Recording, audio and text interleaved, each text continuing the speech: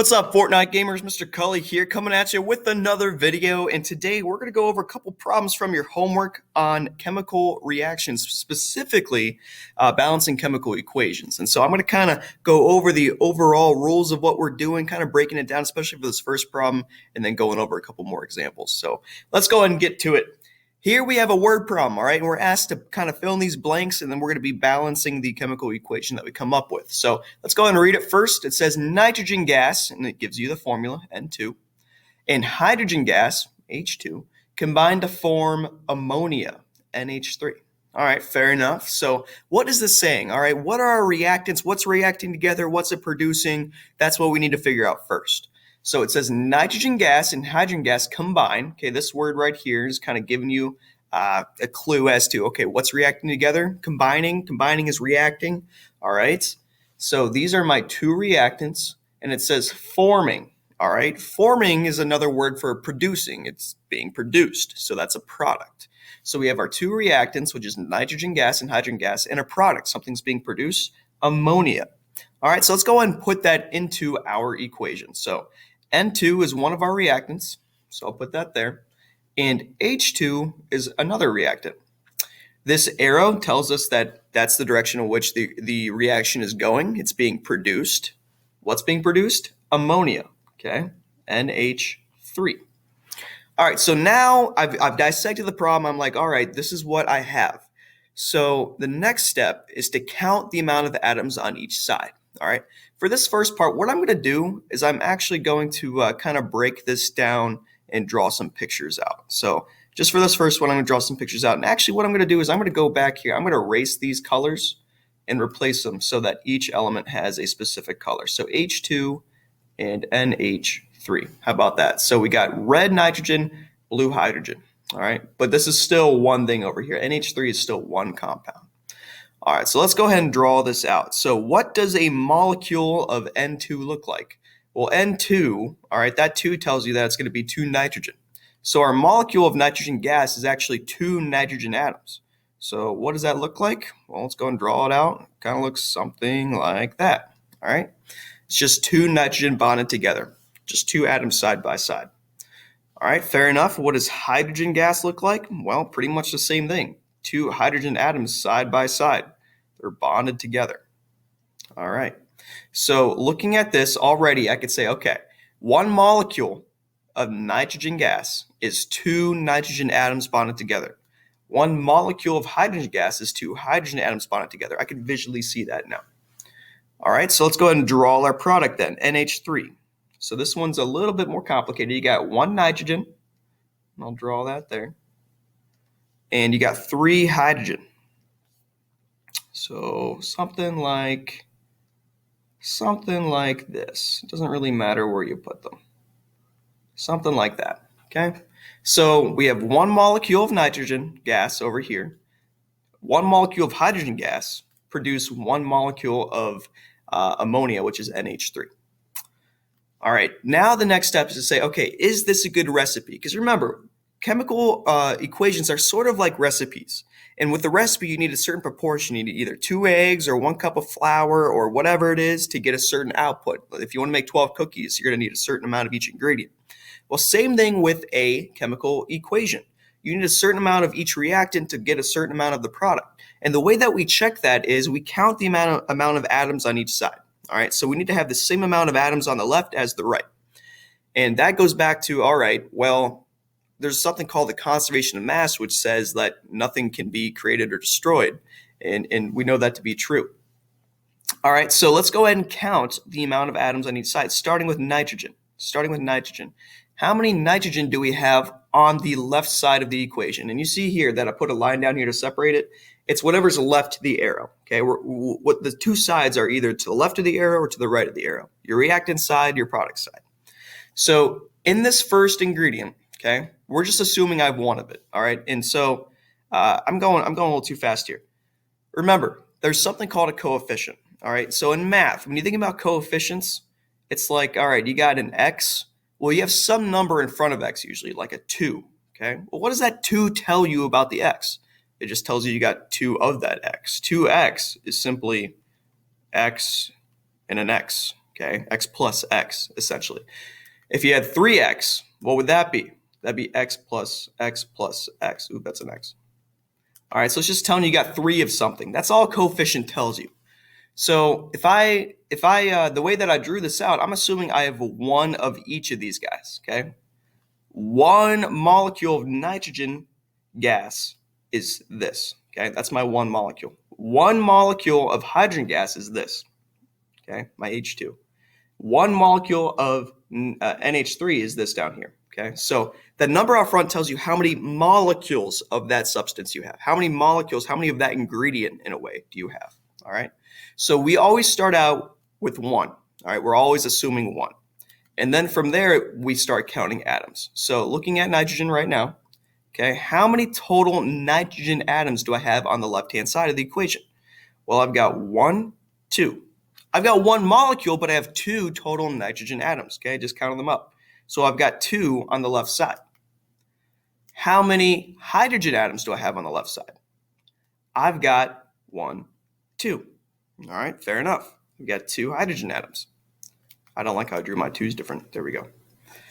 All right, so now I'm done counting on the left-hand side. I've accounted for every single atom. I've counted them all up. I've got 2 nitrogen atoms on the left and 2 hydrogen atoms on the left. Now let's look at the right.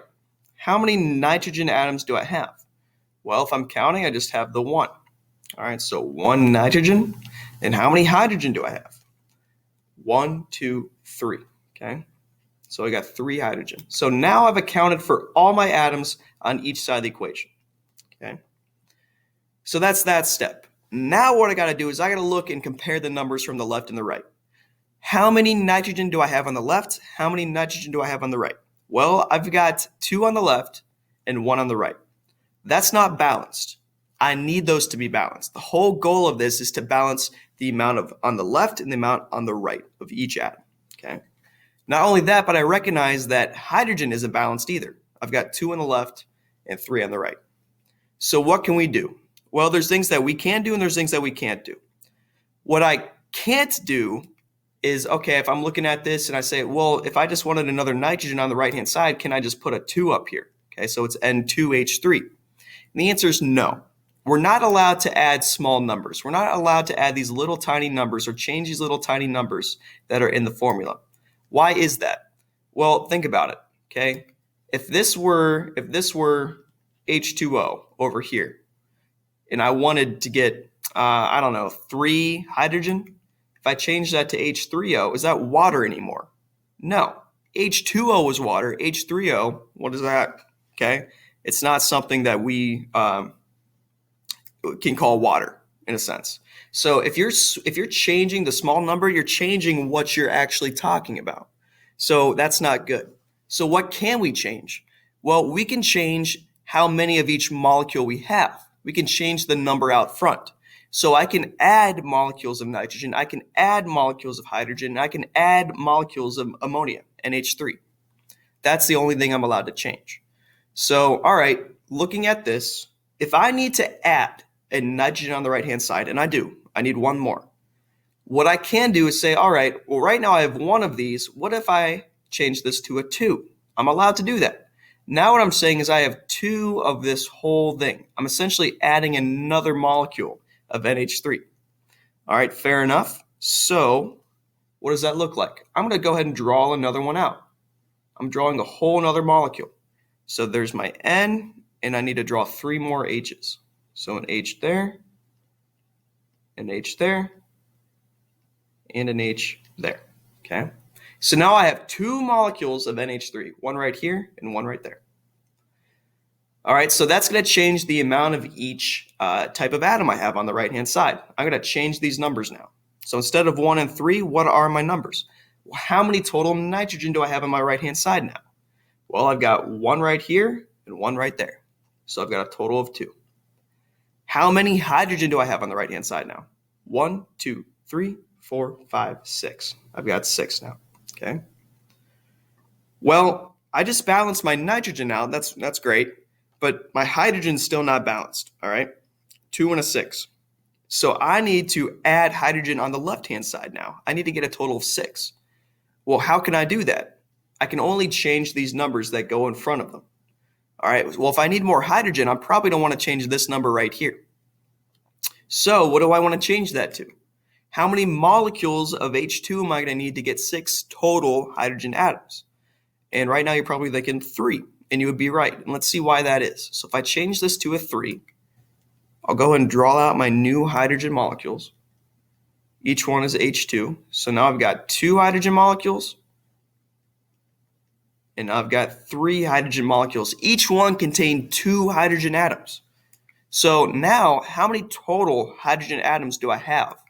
I've got 1, 2, 3, 4, 5, 6. So I change this to a 6, okay? Now, don't let this confuse you. I've got 3 hydrogen molecules. I've got 3, now I screwed up all the colors. I've got 3 hydrogen molecules. That's different than atoms. 1 molecule of hydrogen, okay, contains 2 hydrogen. So if I have 1, 2, 3 molecules of hydrogen gas and each one has 2 atoms in it, that's where I get my 6 total atoms from. All right, so now I ask myself, is this done? Am I done balancing? Well, yeah, I've got 2 nitrogen on the left and 2 on the right. I've got 6 hydrogen on the left and 6 on the right. This recipe now makes sense. I've got the same amount of each on the left and the same amount of each on the right. So what is this telling me? For every molecule of nitrogen gas and every 3 molecules of hydrogen, they can react together to form 2 molecules of ammonia, NH3. This is important in chemistry because we want to know, okay, how many of each molecule do I need? How many of each ingredient do I need to produce a certain amount of product? And this has applications in real life as well. Like I said, I keep going back to the airbag. If you are going to inflate an airbag using a chemical reaction, you want to know how much air to inflate into that airbag, or else it could pop, or it's not going to inflate nearly enough at all. So these are important. We need to know the ratio of each proportion. Kind of like if you're making cookies, you can't just add however much flour you want. You got to have a set ratio, or else it's going to be really dry or really disgusting. All right, so there's number 3. Let's look at number 4. Here's a real life chemical equation that happened. If you didn't know, the Statue of Liberty used to be a nice copper color, bronze looking. All right, when it was given to us by France back in the day.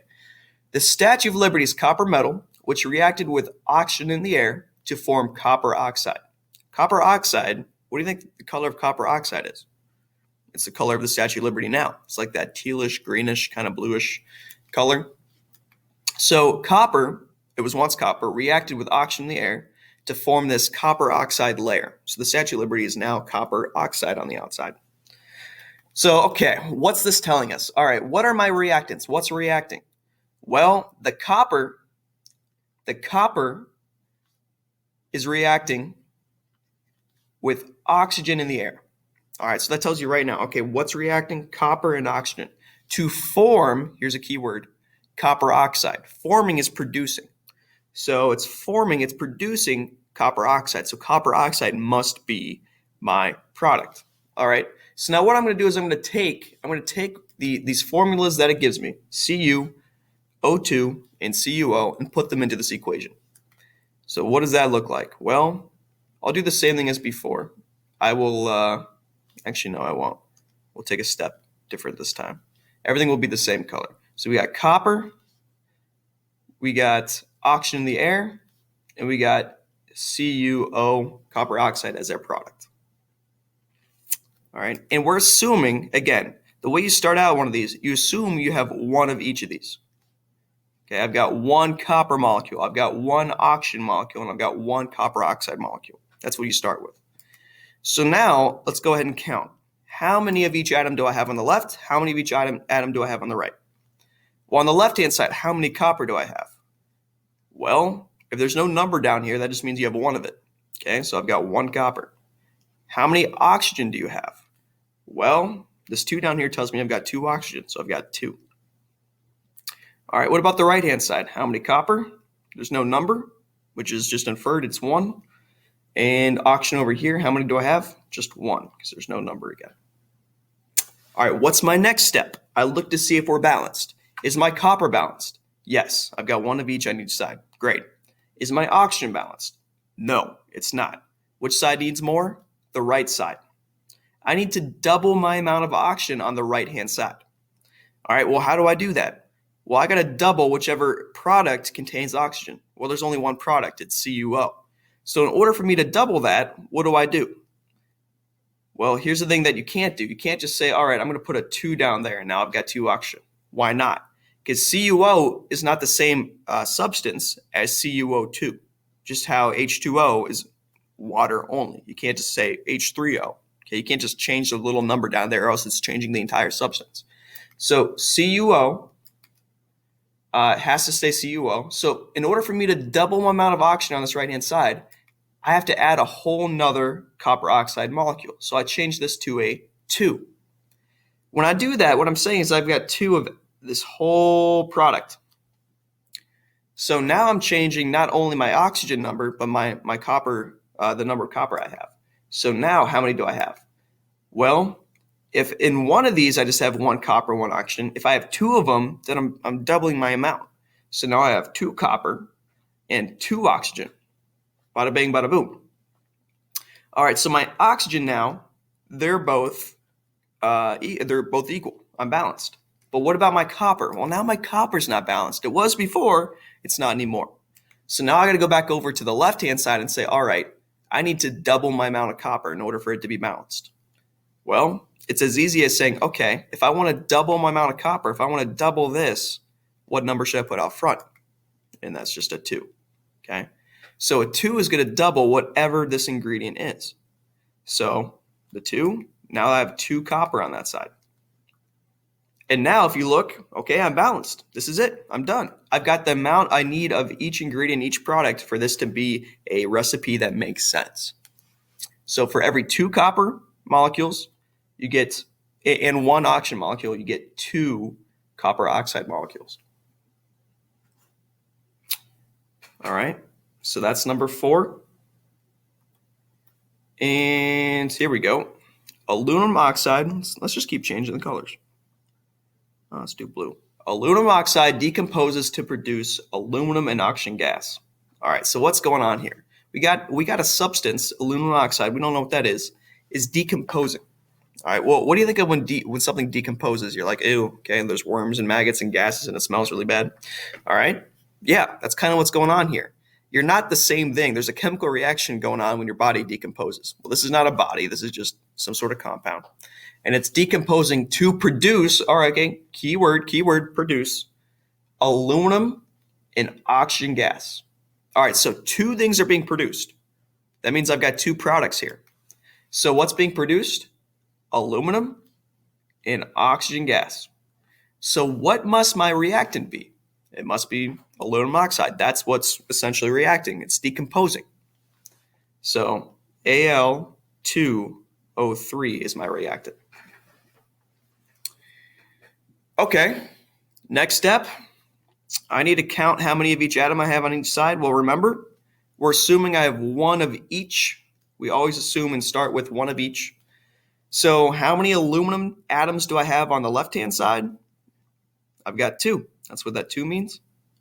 How many oxygen atoms do I have on the left-hand side? I've got 3. How many aluminum atoms do I have on the right-hand side? I've got 1. There's no number there, so I just have 1. How many oxygen atoms do I have on the right-hand side? I've got 2. So bada bang, bada boom. All right, now I ask myself, what's not balanced? Well, my aluminum's not balanced and my oxygen's not balanced. So what do?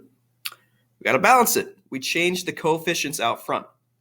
So what does that look like? All right, well, if I need to double my aluminum, then I need to put a 2 out here instead of a 1.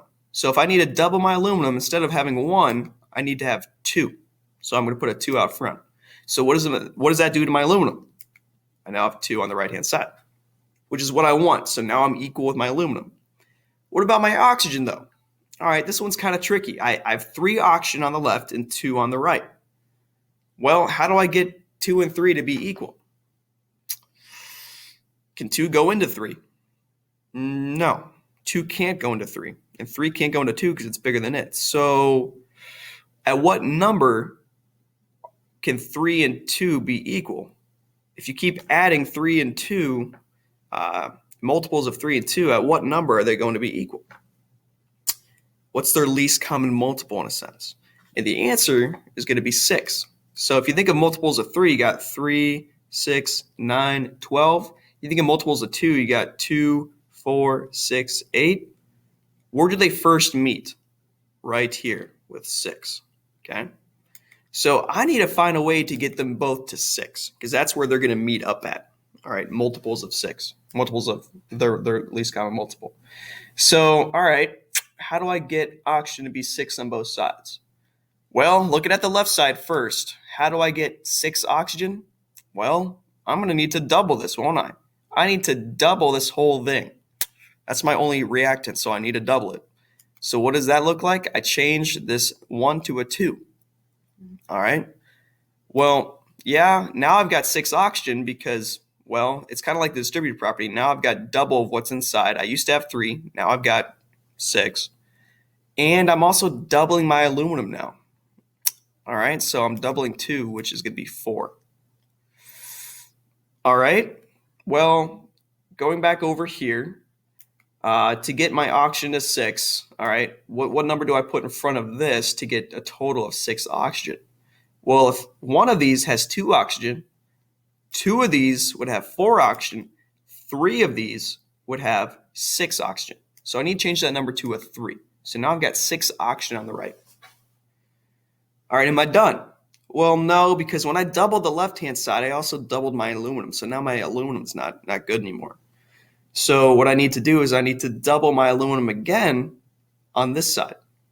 So, all right, if I need to get 4 aluminum on the right, then I need to change that 2 to a 4.